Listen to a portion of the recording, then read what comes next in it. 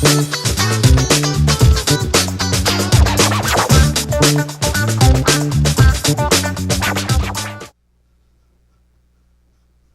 depending upon the direction I'm going, I might utilize more down picks or up picks. Okay? So you can see that I've started with an up pick, right?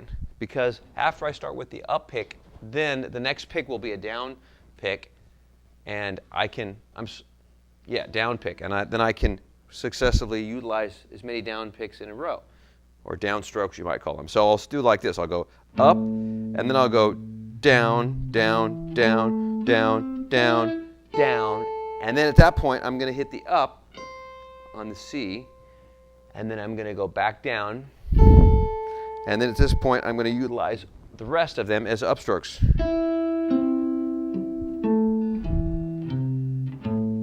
Okay, so that's pretty much the most efficient way you can do it. There might be a variation. Some people might prefer to go down and then come again, maybe down, up, and then down, down, down, down. But I just prefer starting with an upstroke because that means the very next stroke is a downstroke, and then all the rest of them until the C are going to be a downstroke.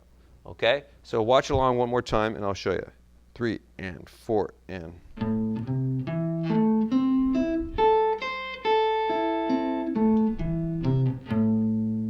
Okay?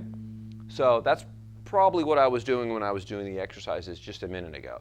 Now the only situation you want to watch out for, it's really natural to get excited about doing these and do these real fast because it starts to sound like you can pick up some technique, but what you want to try to avoid is the sound of a chord ringing together. You don't want it to sound like this. Right? Because we're not trying to achieve a chord, we're trying to still make it sound like a melody, and the melody has to have articulation between the notes.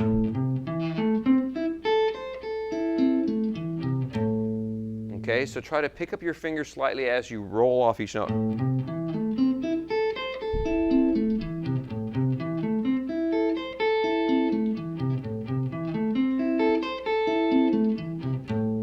Okay, you're trying to achieve a melodic, articulate sound, and you have to roll your fingers and you have to make sure that you're not letting the notes ring together. Okay? Now, the picking combinations of upstrokes and downstrokes will change slightly depending upon the kind of arpeggio you're playing. In this case, I'm utilizing an A minor shape in this case. However, if I did a D minor form, let's say in that same position, like we just done, I would probably start with the same concept. I'd start with an upstroke, and then I do down. And that's precisely because there's the same number of notes on the very first arpeggio form here. There's 2 notes, just like there was here on the A minor. So I would start with an upstroke again, and then I would start with the down, and then all the rest of the notes are down. And then I would do that as an upstroke, and then I would do this as a down, and then the rest of them would be down. And then right there.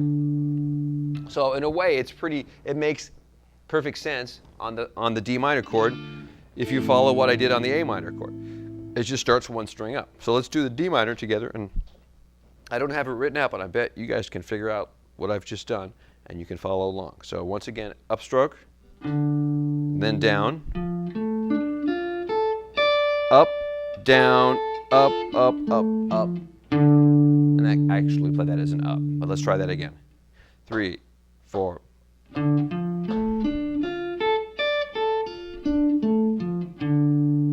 Okay, so if we combine those together now, the A minor chord and the D minor chord, we'll have this. And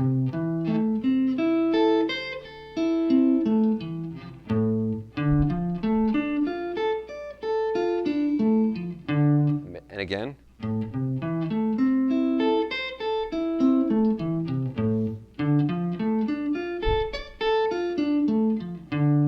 Okay, so that's the A minor to the D minor. Okay, so if we're going to take a look at the E minor form, which I have, again, right over here, right? You can see on this form, there's only one note on from the A string, okay? So what are we going to do here? We've had 2 notes on these forms, but now we only have 1 note. Well, the answer to that is simple. We're just going to start with the downstroke, because now all we have to do is go down, down, down, down, down, right? That makes sense, right? There wasn't any point in starting with an upstroke because we can just go consecutively down now. Down, down, down, down, down, up, down, up, up, up, up, up. If I want to get the fifth on the bottom, and then down. Okay, so that's pretty obvious what to do there.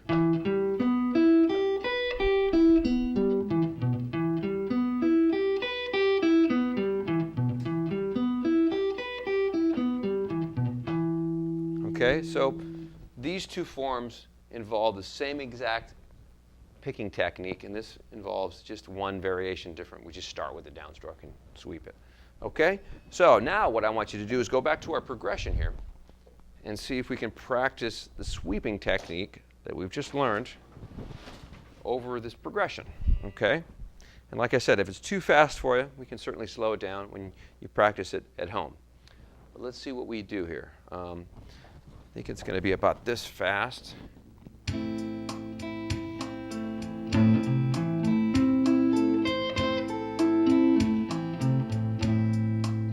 then the next one, okay. So that's gonna basically be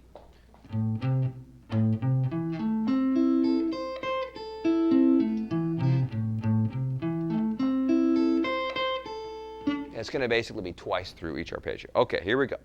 You ready? 1, 2, 3, 4.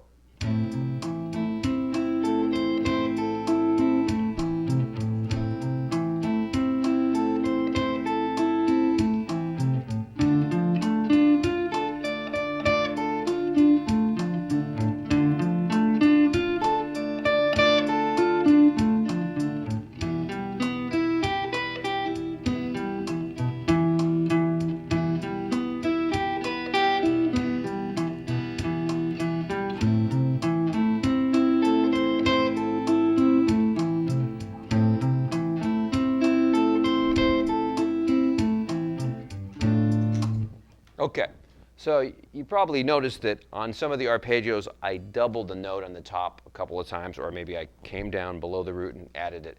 It's because I was trying to keep the pattern starting at the beginning of the measure on the root. So I had to sometimes play an extra note so that I could feel the beginning of it on the downbeat. So that's simply just a matter of musicality, okay? So there's all kinds of different ways you can practice these arpeggios. I just made up that progression, and that's what we're doing today.